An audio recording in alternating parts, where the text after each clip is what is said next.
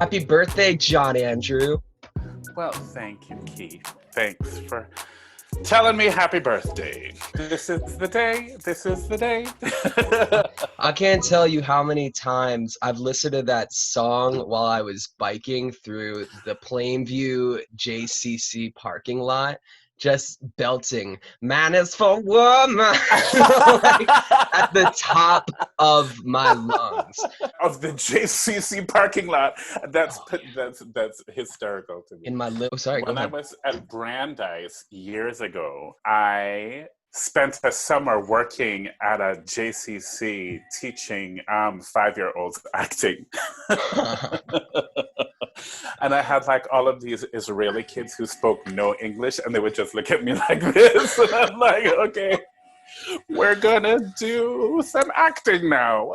Oh my God. How do you even by the way, this is Tom Meglio. John, Hi, Tom. How are you doing? I'm doing well. How you doing? I taught acting when I was in grad school at UCSD, so that was part of our degree. We had to teach acting and we had to teach public speaking.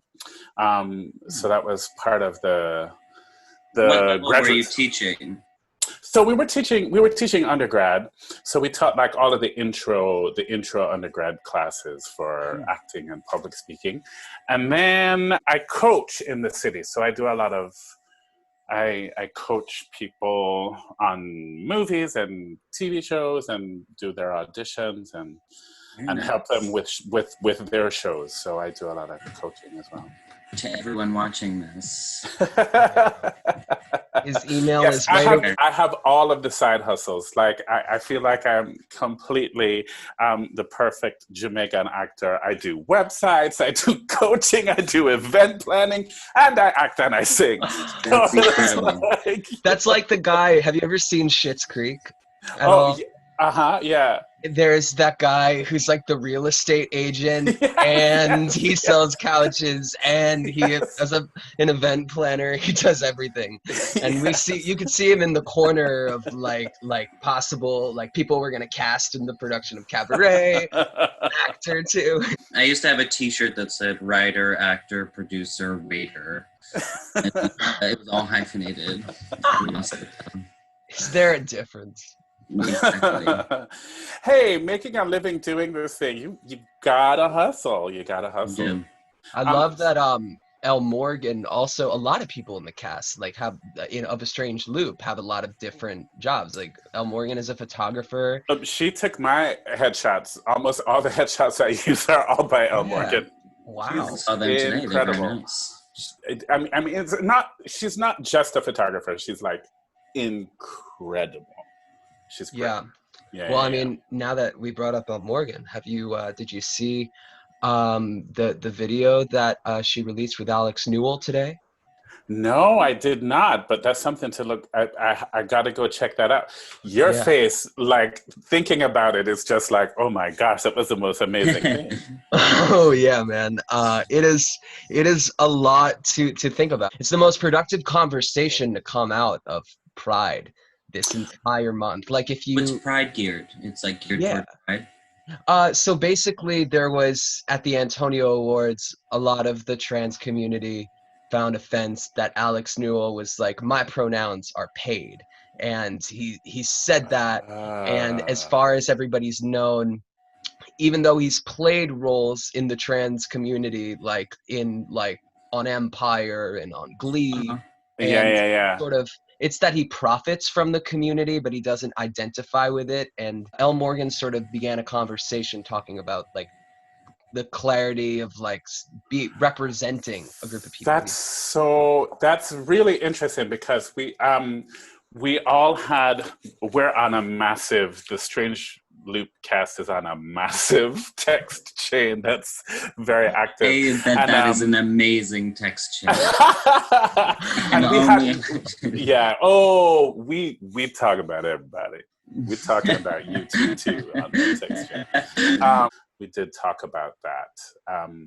So I'm glad she addressed it directly. That's very good. Did. And she's brave. A badass, she really is.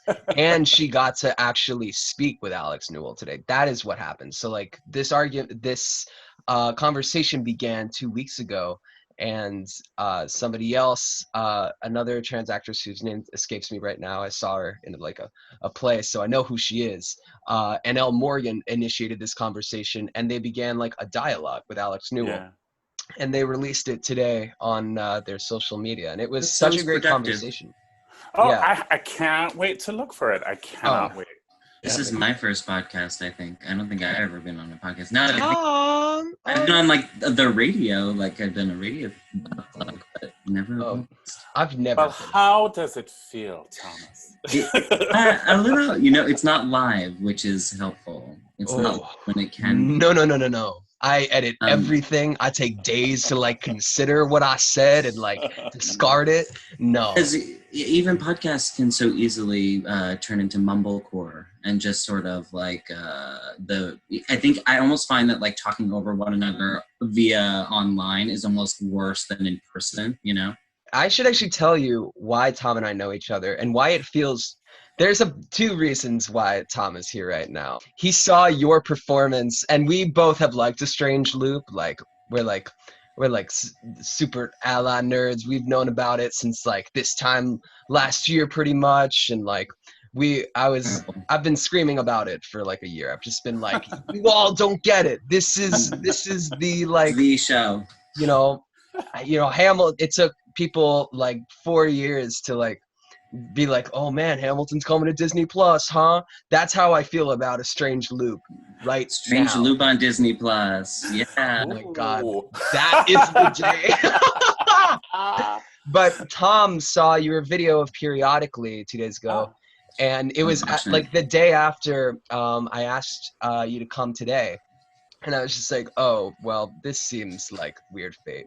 And the other reason is 10 years ago yesterday, Tom and I started summer musical theater camp Met together. at summer camp. Yeah, and like he's one of my like oldest. One of my oldest friends in the biz, I would say. Oh, okay. The biz. Yeah. So far, I'm only 26. Next month. Yeah. You all are babies. Oh my God, I could be both of your fathers. Well, I have a question for you. So I saw this, Michael R. Jackson just reposted a thing from Logo. It was like 30 years or whatever. What would you tell yourself when you were 25? Or it was like when you were coming out. It was, what would you tell yourself before you knew you were gay? But what would you tell your 25-year-old self or your 26-year-old self if you were starting out in the biz right now?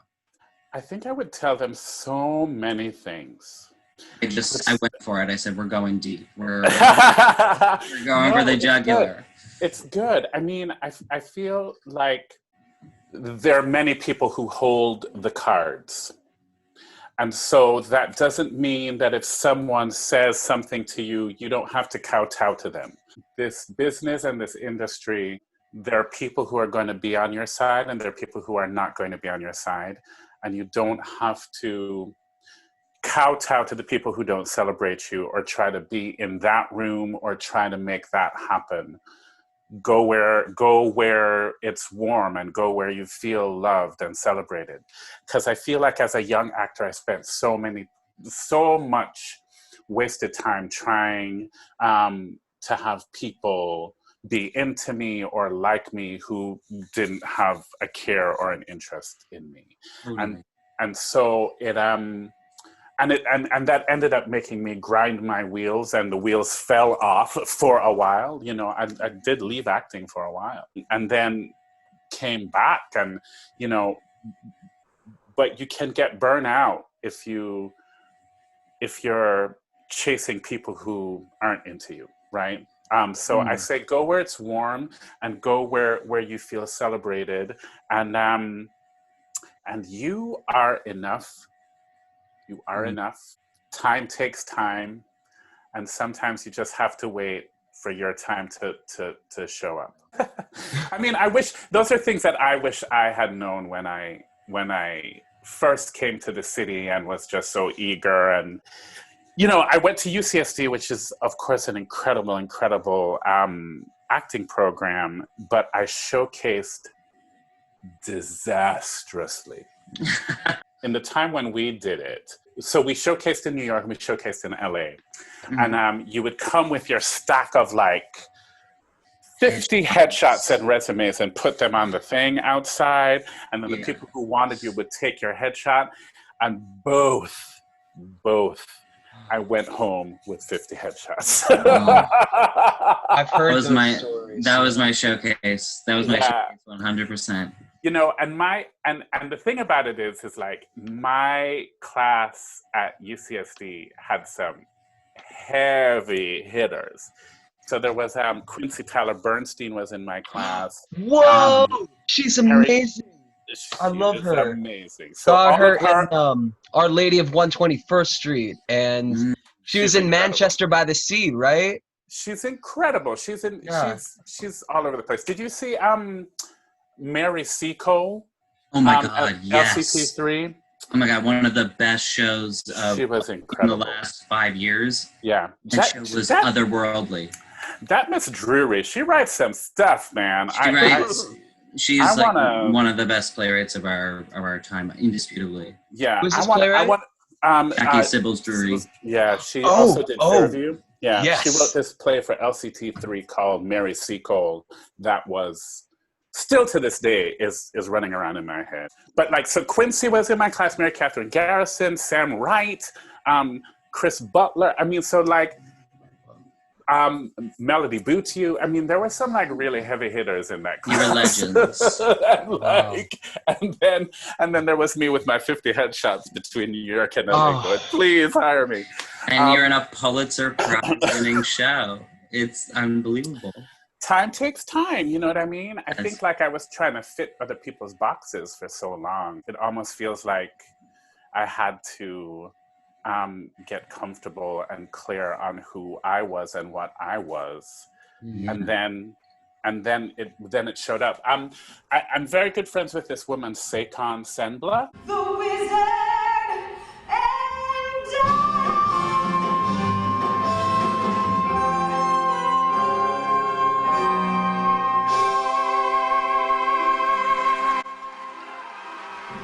Incredible actor, and if you don't know her, shame on you. She was the first Black Elphaba in Wicked, and she was in Fela, and she's incredible. She says this thing. She goes, "I am a juicy mango. I am the juiciest mango in the world, and I can give you juicy mango all day, all night. But sometimes people are looking for a lime, and I can't be a lime. So when you're ready for the juicy mango, I'm here, and it will be just right." It's so true. It's like what's for you is going to be for you, and what is right for you is going to like, you'll know it, and like when you walk in, it will show up. You know what I mean? Absolutely. That's why I love finding your identity as an artist in the theater first, because it takes years of grinding and dealing with people putting you in a box. That happens in every sort of medium in our industry. Yeah. But at the same time, theater's the most like open, willing box. I think when I hear that, I think of like Billy Porter. Yeah. I think of you also because when I was doing research on you, I saw there were like a good 5 years between like 2000 and 2005, and like people live lives, and the world isn't always ready for people, but people are ready for the world, and it's such a paradox when you finally get the recognition that you deserve, but you've been this person all the time. You know, that's what's so wild to me. I think you do work, and you do work on yourself, and then you get comfortable with yourself in different ways at different times, right? Like I feel like when you are young, yeah, that's the time for you to spin your wheels out, right? Like try everything, right? Like, you know, just develop a tough skin so that if your feelings get, you know, if someone says something cruel to you, your feelings don't get hurt and it doesn't derail you. I think that happened to me early on in the career, you know. I was so eager when I got here, and I was doing everything, and I was like eager to get everything started. And you know, so I didn't have an agent, and then finally a friend of mine, she started working for a very high-powered agency, and she got me in the door. I got my equity card. Like I walked into this audition for a production of Spunk at Cincinnati Playhouse in the Park, and I love Cincinnati Playhouse. Yeah, and They're Kenny great. Roberson was the director, and like he just took to me. He just took to me, and he was like, I like you, kid. You know what I mean? Yeah. Yes. He gave me my equity card, and I went out there, and it was my first regional gig, and it was absolutely fantastic. And then I came back to the city. I ended up booking this little festival show with Nalaja Sun. Do you know Nalaja Sun? Look her up. You all need to. I'm going to give you some people. Nalaja Sun. I'm going to give you some people to look up. You got to write these down because these are... Don't worry, we're archiving it on video forever. Okay. That's true. So look up Nalaja. But she and I were in a two-hander play. And to this day, it was some of the proudest work I've ever done on a stage. And I got this agent to come and see this little festival show in like a fifth floor thing, you know, walk up in Midtown. And so great. and then the story ends badly, I'm sorry to say. No. What happens? After we sat in a bar, and he was like, "Oh, you're very talented, you're very great, you're fabulous. So when are you gonna suck my dick?" And I was literally, this was literally like my first year in New York. And it derailed me. It totally derailed me. Like I hustled this guy out of that bar and put him in a cab, and I'm like, "Oh, you're drunk. You're so drunk." And I sent him on his way, and then the phone stopped ringing. I'm so sorry that the phone stopped ringing. Like, oh. And like, no agent, no nothing. And I was like, well, I don't know what I'm gonna do. Wow. And then I met this lovely man named George Ference at La Mama. And he's the reason that I kind of continue to act. He cast me in this reading, and he was like, "Ugh, I like you, kid." And so he kept casting me. So I ended up working for him for 15 years at La Mama. And so there's also like this weird period where I was working corporate jobs, but I was always doing like these weird avant-garde shows in like 50-seat theaters at La Mama, or like that's incredible shows. But he kept me employed, and he would call and he would say things to me like, "Hey, how are you with heights?" And I'm like, "What are you having me do this time?" Yeah. Or he's like, "Do you think you could play a cop?" And I'm like, "I don't know. Do you think I can play a cop?" And he'd go, "You can play anything." I'm like, "Okay, I'll play a cop." Whatever you say. But to this day, he's my mentor. He's my friend. He's the guy I call. I go, "George, what do you think about this?" I love that. Downtown theater, right? That's what informs Uptown. I love that community because I hope that comes out of this time. Well, that's what I'm kind of concerned about, Downtown right? theater comes back. Because in March of next year, I presume we'll start getting, maybe distanced seating, but I don't think off Broadway. All or nothing. Gonna come back All until or like nothing. July. Yeah. Yeah. I know. Yeah. It would be ideal. It takes Uptown to help downtown in order to make that happen. I don't know what it's going to look like. I mean, Barrington Stage is doing this like grand experiment right now, and I think it'll be interesting to see how that plays out. Are they having just like limited seating, or are they trying? Yeah, they've like taken out every other row, and then like the rows that are left, they're like all of these gaps within the row kind of thing. So why experiment? Part of me is like, why are you trying to make an experiment? Well, they have the money. That's why then give it to someone. You know what I mean? Like, it's like You don't want to. it's like, well, then donate it. Then go. The Barrington stage donation would be great, especially with all the actors out of work. Yeah, but they're also doing this crazy thing. I saw the CBS Sunday special because I was curious. They are planning on putting people in rows. You know how like those British theaters, there's like tall like oh right, windows? the stalls or whatever. They're putting Yeah. plexiglass in front of those things. Oh, I didn't see that part. Okay. I think that's what they were saying. I would see, you know, like an Evo Van Hove show behind plexiglass. I would actually maybe prefer that. Or you, John-Andrew, when would you feel comfortable? Let's like throw a crazy hypothetical out there.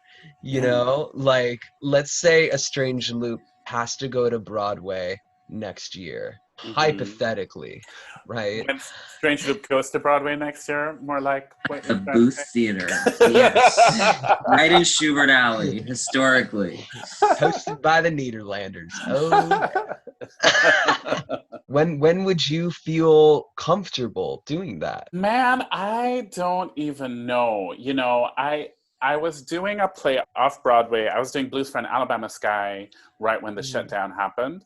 And like the week before they had like issued this thing where like, if you're feeling sick, just stay home and so, you know, socially distant, you know, quarantine yourself, right? It wasn't the whole thing, we're shutting everything down and Right. And we had this like Wednesday matinee, like COVID of course was like in the air. We had this Wednesday matinee.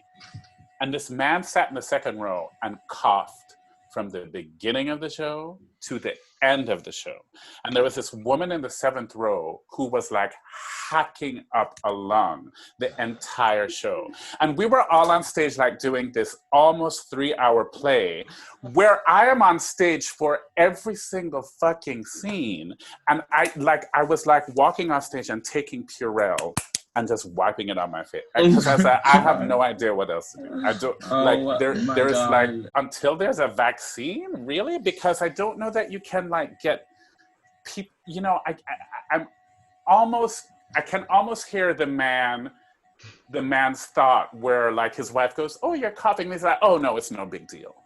I don't know that they would self-police themselves very well. Hence the spike and I'm not wearing a mask and all of this stuff and So I don't know. So the reason I started this podcast is because I lost a touring job the week before Broadway got shut down. So what show were you doing? It was this like sort of TYA play that was going to perform theaters in Philly and New Jersey with the George Street Playhouse, and it's going to teach kids about like nutrition. And long story short, like I've lost a shit ton of weight since I saw A Strange Loop, and like part of that was for me, but also because like I was going to be teaching these kids about like healthy eating and exercise, and I was like, well, like, you know, let's see, like, let me do what I preach and see what happens, you know. Fun little experiment that like made my life significantly better and will help me live like significantly longer. Well, send me the recipe. I love biking, honestly. And tricking my playlists into doing 5-minute songs so that I trick myself into thinking it's only 3 songs left now, and it's like only 6 songs total. So I do that with half an hour. I do that with bathroom breaks on car trips. I know like the act of a show is roughly an hour and a half. Like if you're listening to ragtime, it's like roughly an hour and a half. If I can make it to Union Square without having to pee, I'll be okay for the car ride. Like I have whole albums on my phone that I've measured out. God. Right. It takes 3 rents to get to Putnam County. Exactly. That is hysterical. Yeah. That week where everything was shutting down, I had a job in a box office that used to be run by Theater Mania. So I've been getting comps for 3 years because they've never shut down my account. And because people stopped showing up to everything, I saw everything in Signature, like everything everywhere. I have never seen more theater in my life than leading up to the weeks of this pandemic. Yeah. I was seeing a lot of theater too. I was seeing a lot. What was the last thing you saw before you went? The last thing I saw was a double bill of The Minutes. I walked by the theater and some guy asked me if I wanted a $40 ticket because his leg was sick. And I was like, yeah, sure. We were in like the orchestra. It was amazing. The Minutes was really great. I really enjoyed it. Coming back next year, I think, yeah. They say, I'm interested to see how The Minutes will fare. And then it was great to see all those actors. And then I saw Virginia Woolf that night. Oh, yeah. Virginia Woolf was like, wow. I felt like I was at like a benefit reading because it's like, it doesn't exist anymore. Like it's just, they're not reopening. It's just gone. Oh, that's yeah, right. yeah. But Yeah. Laurie Metcalf was amazing until the very last line.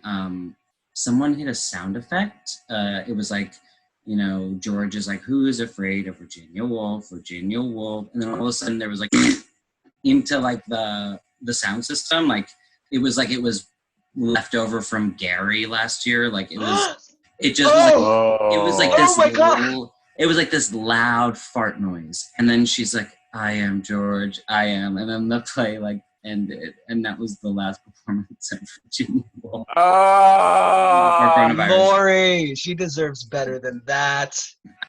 Laurie Metcalf. I'm excited for her and Nathan Lane to do Death of a Salesman. That is gonna be tight. That's what they say. Nah, we've been waiting to see Nathan Lane play Willie Loman for years, screaming with his transatlantic accent at the top of his lungs. You had Chuck Cooper on this podcast, who would make a great Willie Loman. Oh, he would make a great. Chuck Cooper is like just. What theater were you in? We were in Theater Row. So we were in the Theater 5. Theater 5. That one building where it has all the little theaters in it.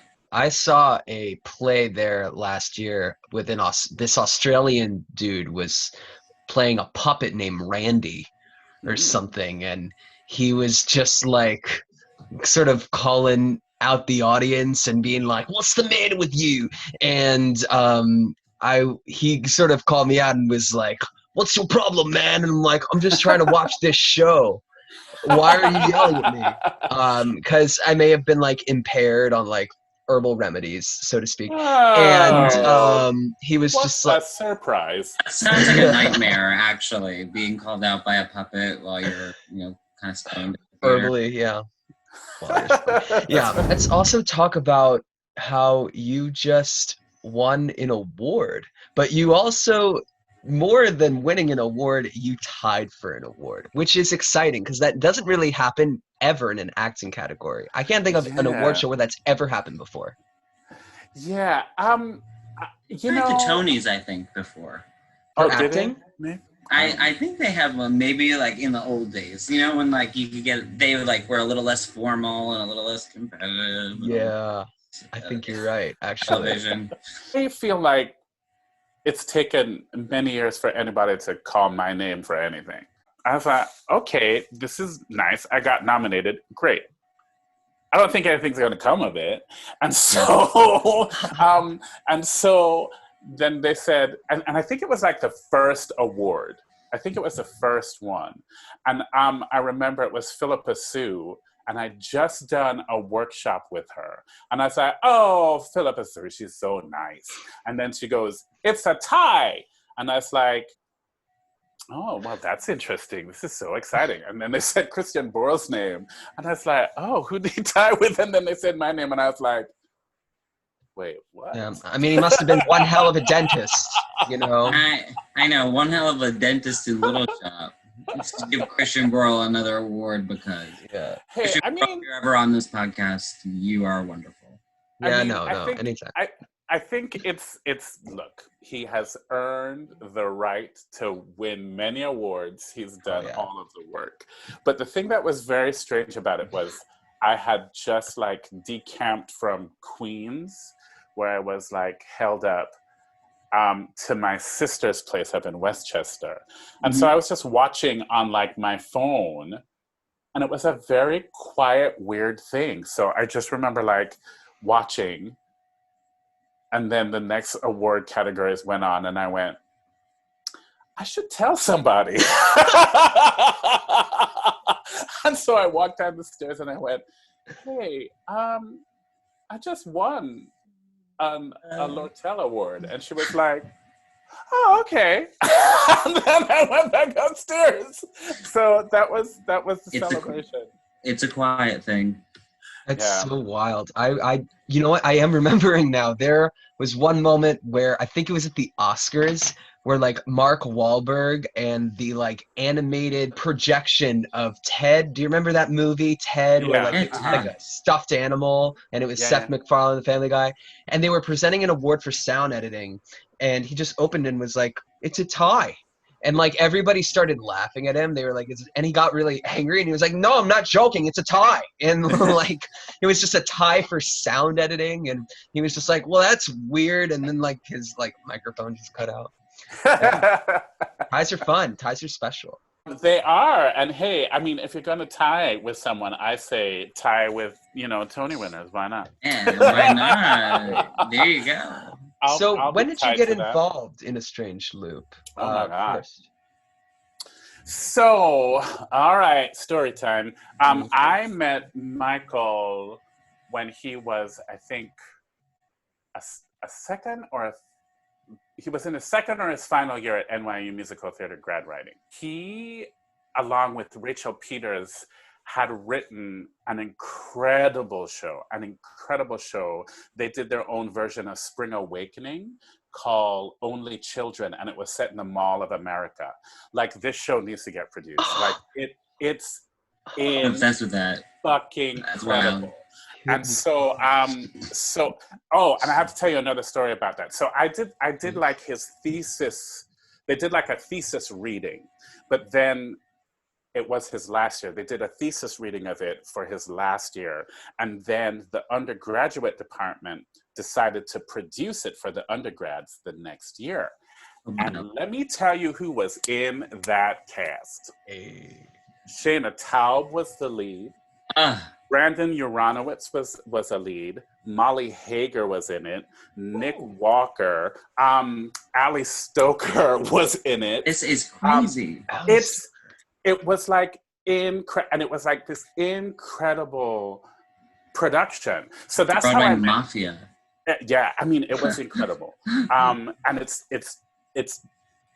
classic Michael R. Jackson. It's dark and sexy and brutal and funny.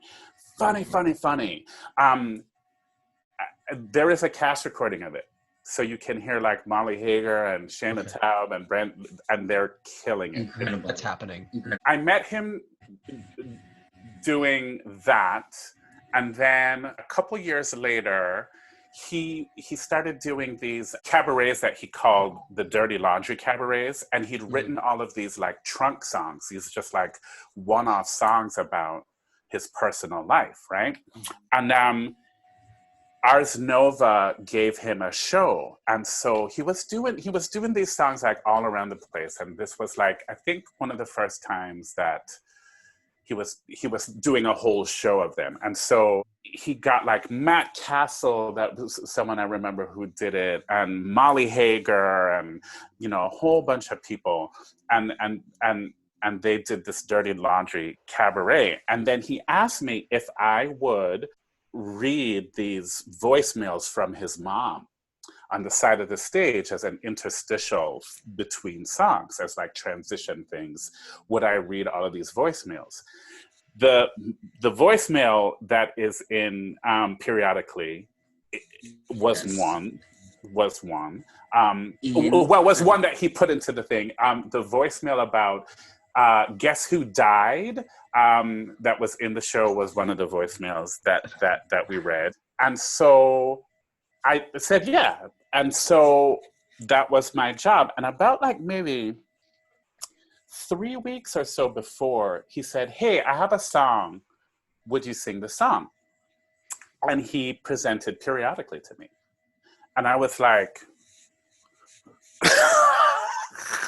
stop, everybody stop. There's something brilliant happening right now. Like in full, like he just dropped the song. He just said, "Here." I mean, here, it's a here's the song. showstopper. It's a total showstopper. And so I learned it, and that was the first time I sang it, and then it hasn't changed very much since that first time. The monologue in the middle, maybe like a few lyrics towards the end, have changed. But so I've been singing periodically 10 years before Playwrights. That's crazy. And then about, so we did the Ars Nova, and then he did another show at Joe's Pub. And like every couple of years, I'd pop up and sing periodically somewhere for him. Yeah. And I'm remembering one of the lyrics from the old, because I recently found a video where it was from a very long time ago, and it was, instead of like waving gay flags all day and night, it was like Doogie Howser, Andy Cohen, TR night, or something like that. Yep. Lance Bass, Doogie Howser, TR night. That lyric was actually in the production. Oh, really? But not on the cast album. And the reason that it was Stephen Brackett loved the Doogie Howser TR night lyric. Like, can you please keep the Lance Bass Doogie Howser TR night? And that went back and forth, and then finally Michael was like, sure, all right, why not? Incredible. But like Stephen Brackett just was like, I'm so fond of it. And I'm like, I too. But for perpetuity, we're like, are people gonna know who? Anyway, I interrupted your story. Yeah. All good. So that's when I got involved with singing and meeting Michael, and then Maria Goyanes, who is now artistic director of Woolly Mammoth. Someone said to him, there's a show in here, and he had written this monologue, and he started to pair the monologue with these songs, and Maria Goyanes and Playwrights Realm did a reading of this thing, and she directed these iterations of that. And what was interesting is in those productions, there was a white man, there was a white woman, like it was cast with lots of different people. And then she got the job at the Public. Like she ended up being the associate artistic director and couldn't stay on with it. And then he put it under the bed for like a while. And then Shakina Goddess Musical Theater Factory said, hey, do you have anything? And he's like, I have this thing, Gathering Dust. And he and Stephen had started working together on like cabarets and other projects and stuff. And so he asked Stephen, and Stephen was the one who, when they were talking about it, said, because he'd seen different iterations with me playing the mother. And for whatever reason, every single time they did it, I played the mother, even though there was women in the show and I always played It's amazing. And he said, there's something about this black queer body playing all of these parts. What if that was the concept for the show, that it's all black queer bodies on a stage? And when that happened, the whole play just opened up for Michael in a different way. And he started writing new things and writing more music and And then we spent that 5-year journey at Musical Theater Factory in the porn studio. Do you all know that Musical Theater Factory was started in the shooting stage of a gay porn studio in Midtown Manhattan? No, I did not know I've that. heard rumors about this, but I didn't know for true. it was like legit. It's true. It's legit. It's legit. Like you would walk in there, and if you walked into certain closets, you could like pick the nastiest gay porn DVD off a shelf and they had like, slings and things like behind curtains. And I remember one time we were rehearsing, and I guess there was a porn emergency and they needed to film the porn scene. And so they're like, can you wrap up your thing? So Musical Theater Factory was allowed to use the space when they weren't using it to shoot porn. And we were all gathered around this like baby grand piano. And I'll never forget it. Like Michael shared this picture with us the next day, and it was this very well endowed naked man on top of the piano that we were just around. Oh my God. And so we're like, the next day we were in for rehearsal. People were like, I don't know if I want to put my book on the piano right now. Man, But, there's a musical there for that story. Yeah. A musical about a musical theater factory started in a gay porn I scene. already have questions about Ripley Greer, so this makes a lot of sense. And theater is the other legalized form of prostitution, so it all sort of evens out. Oh my gosh, I've been knowing Michael for years. Lucky you, man, that you caught on. I mean, obviously, like when you meet him and see what he's like. When he came on here a couple weeks ago, it was the opposite of everything I was expecting. I'd been preparing by like listening to, and funny enough, he came on my birthday. Yeah. So I got to spend my 25th birthday with Michael R. Jackson for an hour. It was crazy. And I listened to like his variety interview, and he's so like mild mannered and all that, and kind and sweet. Woo, and I had all the research I'd done with podcasts. I had not even considered going on his Twitter page because I don't use Twitter. But we got his the Twitter page. Is amazing. Oh, It's we got the amazing. Twitter page Michael R. Jackson on our podcast, and it was, when I tell you, the most like it was like a video game that hour. I was just like, where are we going? Where are we I was literally like a pinball in a pinball machine. Yeah. It was amazing. And he taught me about racism and capitalism, and he's got shit with the Obamas. I was all about it. He's just such a mind. Yeah, he's also so kind and so loyal. Like the reason why so many of us have been with that show for so long is that he's like, no, I'm writing for these voices and I want these people to be in the show, and if I'm gonna have a success, I want it to be with these people. And so like it's the same thing with like he writes things for people, like White Girl in Danger, Molly Hager is his muse, and Liz Lark Brown is like one of his favorite. And so all of those people, like he's had them, they've been in development for that show for a long time, but he's very loyal. Like if he my vocal part in that show couldn't fit more perfectly in my voice, and he knows the exact lowest note that I have and the like stretch reach, and in that show I literally sing with the basses and with the tenors. Like my part, he literally uses my entire vocal range, and like so I don't know who they're gonna cast to do it, but I mean, I don't see any other options really besides you. I can't. No, everyone's replaceable. That's also something that I would tell my younger self. Don't get into the thing of like, oh, it could never be. No, everybody can be replaced. It's show business, yeah. It's your uniqueness, yes, and it would be a different thing for sure, but everyone's replaceable. That's for sure. That's for sure. What was it like meeting Michael's mother?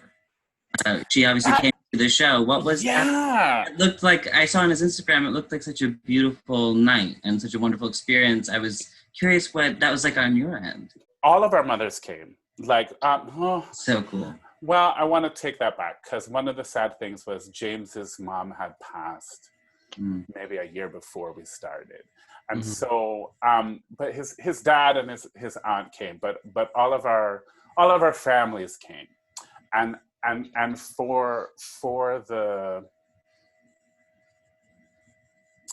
I'm sorry, that was a good day for me last year. And today's my birthday. My mom had a stroke, so I'm home taking care of my mom. So sorry to hear that. And so, and she can't. How's she doing? Okay. She can't speak, and she doesn't have mobility on her right side. But so it's tricky. It's tricky. And it's going to be a long road. But that was Michael's mother coming to the show was my biggest fear, because and James's biggest fear, because we both portray her in the show the fullest, and like with a certain particular point of view, right? Yeah. And so we were like, oh my God, we don't want to insult her. We don't want her to feel embarrassed. You know what I mean? Like, Right. we want to honor this woman. And so we were all very, very nervous. And the thing that was so lovely about that night was stepping into the lobby and just the beaming joy that was coming off of his parents. I mean, they could not have been prouder of him. Oh. They could not have been prouder of him. And they were just the loveliest people. They really were. And I think it changed the nature of conversations that he was having with his parents. You know what I mean? Like, they became very interested in his career when they're like, oh, kid, you're doing things, and it's good. Yeah. You know, they were into it. They loved the show. And all of. I mean, there is that one wonderful line where, his mother asked why he's writing about them this way, and he says, "It's because I love you. It's because you get this real representation because you're a realized character because I love you that much."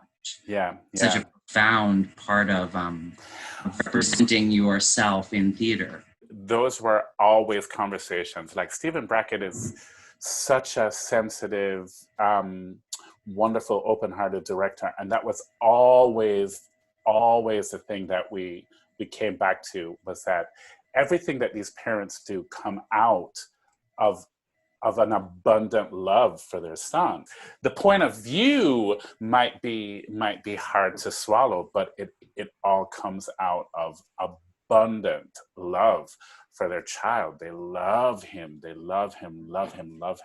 And so that's the thing that makes it painful, right? Is that there is, and that love can hurt, even though it is love, Yeah. But it came from this place of deep love for their kid. Amen, man. Wonderful. Well, I will say this. It is your birthday, and maybe we planned a surprise, and maybe the surprise is like sort of coming into the room right now, and maybe it's someone you know. Yeah. Oh, my. Hi. Hi. Happy birthday. Thank you, honey. How are you? Man. Oh, man. Ah. I just love you guys being in the same place. You guys do all these beautiful things together, and I know it's been a crazy couple of days, and you're my guest. It's my responsibility to make you feel happy on your birthday as much as I'm capable of, so I figured, yeah. I love him so much.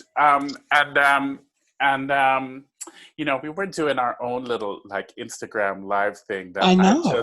that I just love doing, and I can't wait to get back to doing it. And you know what? Like, so I will say that in terms of a birthday, it's a kooky and a little bit of a shitty one because, I'm dealing with what I'm dealing with right now.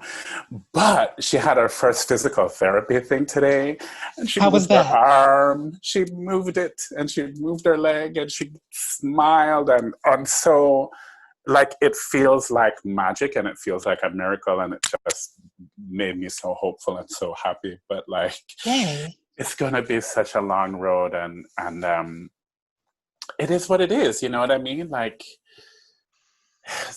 that's growing up. Oh my God, I love your face. I love you so much. I'm so glad to see you.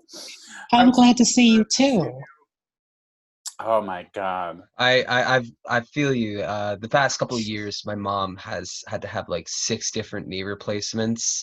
Oof. And she has had to basically come out stronger each time. And I mean, for me, that was part of why I wanted to change things about myself, was so that I could be stronger for her, and that we could, get healthier together. and I could just be the son that could take care of my mom when she really needs me. But she is, and if she's anything like you, John-Andrew, she's a fucking ox, probably. Oh my God, she is so sassy. Okay. I have met her. Yes, she is. She's sassy. She's a fabulous looking lady. She's like, let me tell you, she's very elegant. She's very pulled, and she's a very specific. She's a society lady. So I've become the switchboard for all of the society ladies over 70 in Kingston, Jamaica. And so, and the accent is just, it like kills me, because it's like, the phone will ring, is like, John, how is your mother? I want to know what's going on for you. And I'm going to send you a roast chicken. And do you need a number for a therapist for this? Like, so it's such a specific kind of affectation and an accent, and I just love it. So like every time I pick up the phone, I'm like, I love more it. Source material, yeah. Completely. But there is this weird, I think there is this weird sense of preparation for this moment that I have from having been an actor for so long and learning how to show up, right? Like I think as an actor, you have to figure out how to get out of your own way and just get present and show up and do what is right in front of you. For whatever moment is right there in front of you. For whatever moment is right there in front of you, right? You can't have a plan. A plan does not work. Right. You just have to go, okay, that, like, water spills on stage, you gotta wipe it up. Yeah. Right? Things are gonna happen. And so it's like, okay, you just get present. You just get in the moment. You just get present. And it's funny because it's the first thing that can go too. In an emergency, that's the first thing that's out the window. It's like, I don't know what to do. Yep, the big white room. Yeah. No options. So it's felt oddly like, I just kind of go, okay, I need to get a physical therapist. I'm going to get a physical therapist. I need to lift her off this bed and put her in this chair. I'm going to lift her off this bed and put her in this chair. I need to do that. I'm going to do this now and put that. I need to feed her. I'm going to. So it's just been like, I feel like it could only happen because I've been training to do this in a weird way. Yeah. As an actor, you know what I mean? To just kind of be present and like go, okay, this is the next thing that needs to be taken care of, right? Right. I remember one night in the show, Larry's water bottle opened on stage. Oh yeah. There was water all over the stage, and it's like, we're about to do Exile in Gayville. We're going to die. Yeah. And I remember, I just kind of like, when I have an opportunity, and I don't know what this towel was or where this towel was supposed to be, but I took a towel and I just went and I wiped it up. Because I also know that like the audience saw all of that water hit the stage, and they're now focusing on this water on the stage and not focusing on the show.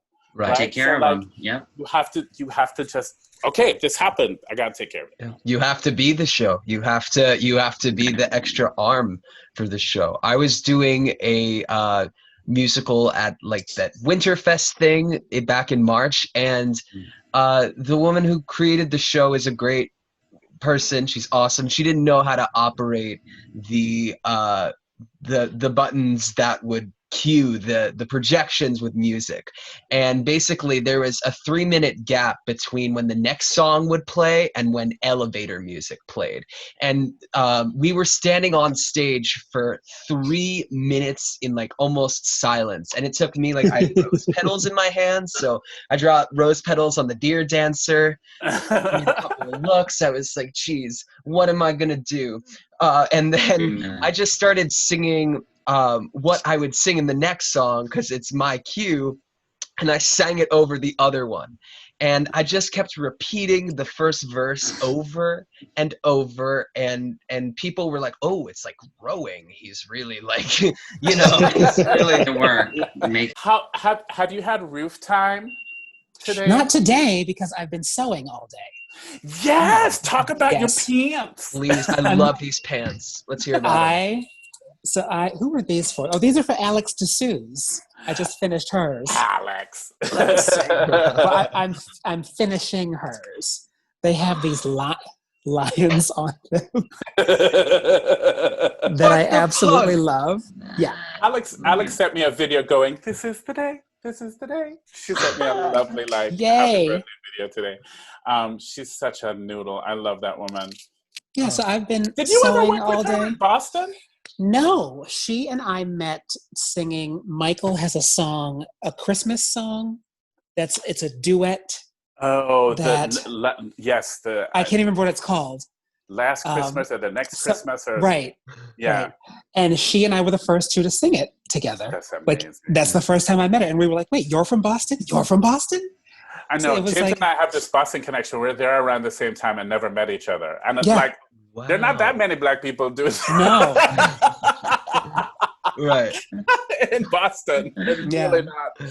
So I don't know how but yeah. But we made up for it in the dressing room. Mhm. Twerk Mhm. off every Maybe that's what I need to get my back together. Yes, do some twerking. I'm a it out. twerk while sewing. Twerk so, yes. Yes. Make it a thing. Work for so. Yeah. I just want to thank you, John-Andrew, for coming on. Thank you, James, for bringing the light So as you lovely. always do, and thank you, Of Tom, course. for coming through. Me first. Yeah, I'm sending you love right now, John-Andrew. I know things are Mhm. crazy right now, but you made my day, and you know it was so amazing meeting you. Oh my So gosh, thank you so well, much for coming on. Really nice to appreciate meet it. you too.